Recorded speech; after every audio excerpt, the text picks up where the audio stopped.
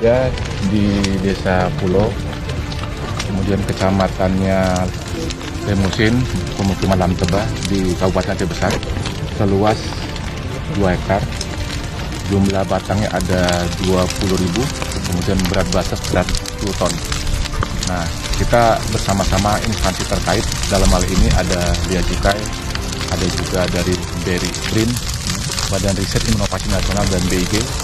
Kita ikut juga Kementerian Pertanian yang terkait. Jadi mengacu kepada Impres nomor 2 tahun 2020 tentang rencana aksi nasional, sesungguhnya semua pihak sepakat bagaimana cara kita melawan narkoba, termasuk hari ini kita lakukan di hulunya. Di hulunya kita akan perang, kita akan habisin narkotika. Jadi kita berharap ke depan, secara kontinu, berharap makin lama pemusnahan ladang ganja semakin lama semakin sedikit. Yang paling penting adalah semua pihak harus mendukung, termasuk kementerian atau pemerintah daerah tempat. Ya, karena kebanyakan mereka-mereka yang belum sadar menanam ganja itu sebagai mata pencarian.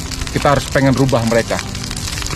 Paling tidak mereka berubah dari mata pencarian menanam ganja, menggunakan atau bertanam hal-hal yang lain yang lebih produktif.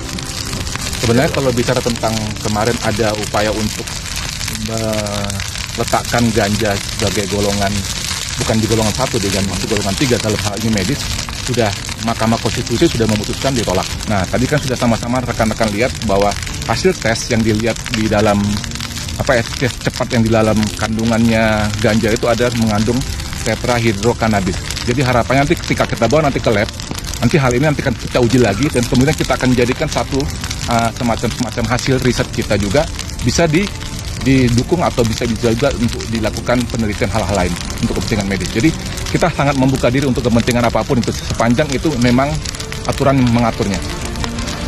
Narkotik, war on, stand up, never let up.